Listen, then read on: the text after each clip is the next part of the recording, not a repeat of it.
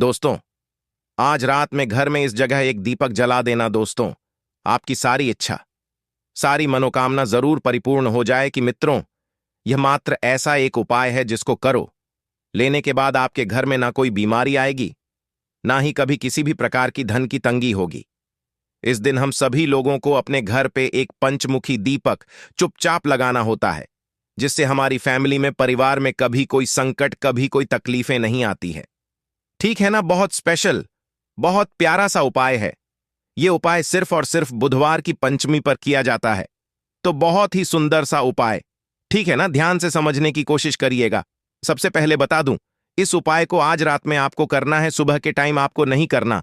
तो समय की जो बात आप लोग करते हो, समय मैंने पहले ही बता दिया, ठीक है ना? समझने की कोशिश करेंगे। अब कहोगे भैया, हमें आपने जो पंचमुखी दीपक दिखाया है, हमारे पास तो ऐसा दीपक है ही नहीं, हम क्या करें? तो मैं आपको बताता हूं कि पंचमुखी दीपक का बनाओगे कैसे। स्क्रीन पे आप सभी को मिट्टी का दिया दिख रहा है। आपके पास में मिट्टी का दिया है तो मिट्टी का दिया ले लो। आपके पास में आटे का दीपक है तो आटे का दिया ले लो, ठीक है ना? अब उस आटे या फिर मिट्टी के दीपक में आपको 5 बत्ती लगानी है। कितनी बत्ती लगाओगे? 5 बत्ती कैसे? एक बत्ती आपको ऐसे लगानी, दूसरी बत्ती आपको ऐसे लगानी, तीसरी बत्ती आपको ऐसे लगानी, चौथी बत्ती आपको ऐसे लगानी और पांचवी बत्ती आपको ऐसे लगानी। इस तरीके से जैसे आपने बत्ती लगा दी तो पंचमी का पंचमुखी दीपक यहां पे बन करके तैयार है। तैयार है ना? अब आपको क्या करना है, इस दीपक के अंदर आपको डालना होगा घी। यहां पे कोई भी तेल नहीं चलेगा, ना तो सरसों का तेल, ना तो तिल का तेल। आपको घी डालना है ना। अब इस दीपक को उठाएंगे और जलाएंगे। कहां पे? सबसे पहले यह समझो, आपको जलाना होगा जो आपके घर का मेन गेट होता है ना, लोहे वाला, वहां पे जलाओ। जब हम अपने घर के अंदर एंट्री लेते हैं तो जो हमारे घर का राइट साइड होता है, उसी जगह पे रख करके उस दीपक को जलाना है। अब यहां पे बात ये आती है कि भैया, जो हमने ये दीपक लिया है, जिसमें आपने पंचमुखी दीपक को बनाया है, 3, 4 और ये 5, ठीक।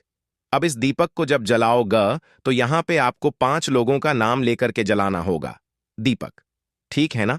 सबसे पहला नाम किसका लोगे? हमारे महादेव का, ठीक है ना? महादेव का नाम लेकर के भगवान शिव का ध्यान करके पहला दीपक प्रज्वलित करेंगे। जला दिया पहला। जब दूसरा दीपक जलाओ तो भगवान विघ्नहर्ता यानी कि भगवान गणेश का स्मरण करते हुए दूसरा दीपक जलाओ ठीक है ना? तीसरा दीपक मां जगत जननी जगदम्बा मां दुर्गा का ध्यान करते हुए आपको तीसरा दीपक जलाना होगा। 3 जला दिया। जो चौथा दीपक जलाओ वो भगवान विष्णु के नाम का जलाओ चौथा दीपक। और लास्ट में जो 5वीं बत्ती होगी, उस 5वीं बत्ती को आपको जलाना होगा भगवान सूर्य के नाम का। फिर से याद दिला रहा हूं, नोट करिएगा। पहला दीपक महादेव के नाम का, दूसरा दीपक भगवान गणेश के नाम का, तीसरा दीपक मां दुर्गा के नाम का, चौथा दीपक यहां पे आपको लगाना होगा भगवान विष्णु के नाम का, और 5वां दीपक लगाओगे आपको भगवान सूर्य के अन्नक में। मैं 5 दीपक की बात कर रहा हूं, 5वां दीपक नहीं, मतलब 5 बत्तियां को अलग अलग नाम से लगाना होगा। और अगर आपको याद आ रहा हो तो ये 5 नाम कौन से हैं दोस्तों? शिव पंचायत के यही नाम होते हैं। और अगर आपने इन शिव पंचायत का नाम लेकर दीपक को प्रचलित कर दिया तो आपके घर की, आपकी फैमिली की जो भी प्रॉब्लम चल रही होंगी, ये शिव पंचायत आपके घर की उन सभी बीमारियों को और सभी प्रॉब्लम को दूर कर देंगे, ठीक है ना? करिएगा, भूलना किसी को भी नहीं है। तो यहां पे हम लोगों ने बात कर ली है अपने पहले उपाय की। आगे बढ़ते हैं शिव पंचायत के ही नाम के अपने दूसरे उपाय की, जो कि आज के ही दिन अपने घर पे ही आपको करना है। कहीं भी जाने की जरूरत नहीं है, ठीक है ना? सबसे पहले बात करते हैं इस उपाय के बेनिफिट क्या है, फायदे क्या हैं।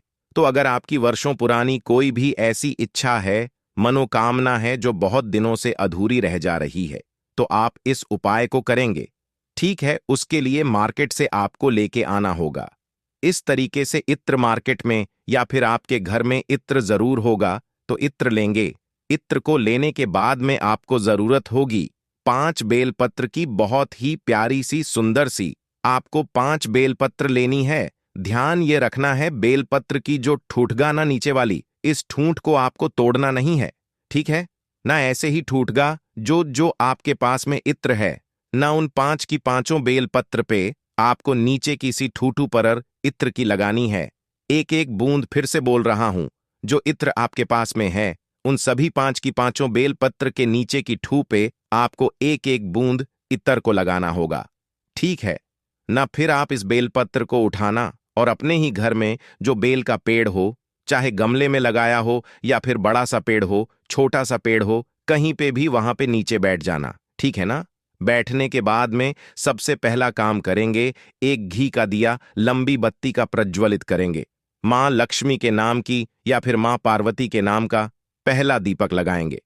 बेल पेड़ के नीचे घी कर दिया, लंबी बत्ती का। अभी आपके पास में 5 बेलपत्र हैं मित्रों, कि नहीं, जिसमें आपने इत्र लगाया है। अब उसी बेलपत्र को एक एक करके बेल पड़ के नीचे अपनी मनोकामना कहते हुए आपको समर्पित करना। जो पहली बेलपत्र आपको समर्पित करनी है, किसके नाम की समर्पित करोगे? भगवान शिव के नाम की। जो दूसरी बेलपत्र आपको समर्पित करनी है, किसके नाम की समर्पित करोगे? भगवान गणेश के नाम की।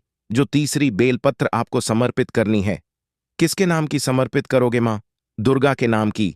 चौथी बेलपत्र भगवान विष्णु के नाम की। और जो लास्ट की बेलपत्र होगी, वो भगवान सूर्य के नाम की। एक के ऊपर एक बेलपत्र आपको रखते जाना है। इन 5 देवता, जिन्हें हम शिव पंचायत के नाम से जानते हैं, उनको स्मरण करते हुए, ध्यान करते हुए अगर आपने समर्पित कर दिया, वर्षों पुरानी जो भी आपकी मनोकामनाएं होंगी, जो भी विशेष होंगी, बहुत दिनों से अधूरी है, वो सारी मनोकामना आपकी पूरी जरूर हो जाएगी। ठीक है ना? करिएगा जरूर। तो 2 उपाय की हमने बात यहां पे कर ली है। आगे बढ़ते हैं। इस वीडियो के हम लोग अपने तीसरे उपाय की तरफ अब बात करते हैं। तीसरा उपाय है, वो आप चाहे तो आज कर सकते हैं या फिर आप चाहे तो कल भी कर सकते हैं, कोई दिक्कत नहीं। ठीक है ना? लेकिन उससे पहले जल्दी से करिए वीडियो को लाइक, और मेरे जितने भी भाई बहन आवाज पहली बार सुन रहे हैं, चैनल को जरूर सब्सक्राइब करेंगे। ठीक है ना? देखो, यह उपाय किसके लिए है? जैसे मान लीजिए कि आपके घर में कोई भी ऐसा व्यक्ति है ना, जो बहुत दिनों से बीमारी के उसको घेरे हुए हैं। वो इंसान बीमारी से ठीक ही नहीं हो पा रहा। बहुत छोटा सा स्पेशल सा उपाय है, समझने की कोशिश करिएगा। उसके लिए आपको इस तरीके से लेना होगा इत्र। ठीक है ना? इत्र मार्केट में मिल जाएगा। इत्र लेंगे, इत्र के साथ में हमें जरूरत होगी हल्दी की। किसकी हल्दी की जरूरत होगी? इत्र लेंगे, हल्दी लेंगे, और फिर एक तांबे के लोटे में जल भरेंगे। वो जल आपका कहाँ का होगा? आपके अपने घर का। और इसी जल के अंदर सबसे पहले एक चुटकी हल्दी डाल देना, और हल्दी के साथ में जो भी आपने इत्र लिया है, 2, 4, 10, 20 बूंद इत्र को डाल देंगे, है ना? फिर आप इस कलश को उठाना, जितने भी कमरे हो, जितने भी रूम्स हो, उन सभी कमरों में घूम लेना। कलश को लेकर के जो व्यक्ति बीमार हो, उसके हाथों से एक बार इस कलश को क्या करोगे? स्पर्श करा देना, टच कराना। ठीक है ना? टच कराने के बाद में आप इसको लेकर के जाएंगे कहां पे? पीपल पेड़ के नीचे। कहां पे? पीपल पेड़ के नीचे जाना, और पूरा का पूरा जल वहां पे अगर आपको समर्पित करना है बीमारी के लिए, अवधूत शवर महादेव के नाम से समर्पित करेंगे। कौन से महादेव? अवधूत शवर महादेव के नाम से अगर आपने समर्पित कर दिया, यकीन मानिए जो व्यक्ति उस कलश को छुआ है, जिसने टच किया है, उसका नाम और गोत्र बोल देना। उस इंसान की जो बीमारियां होंगी, धीरे धीरे धीरे धीरे करके कहां गायब हो जाएंगी, आपको खुद भी पता नहीं चलेगा। ठीक है ना? छोटा सा उपाय था, आप सभी लोग बिना भूले इस उपाय को जरूर करेंगे। ठीक है ना? 3 हो गए। एक आखिरी उपाय की बात करते हैं, जो कि बहुत ज्यादा छोटा है, और यह उपाय भी आपके पास में ऑप्शन है, चाहे आज कर लो या फिर कल करना, लेकिन इन्हीं दोनों दिनों में से किसी एक दिन जरूर इस उपाय को करना। ठीक है ना? समझने की कोशिश करते हैं।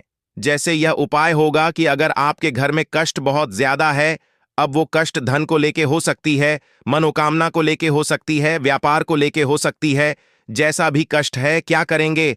आपको इस तरीके से एक तांबे का लोटा लेना, उस तांबे के लोटे में आपको जल भरना। अगर आपके पास में इत्र है तो इत्र डाल देंगे।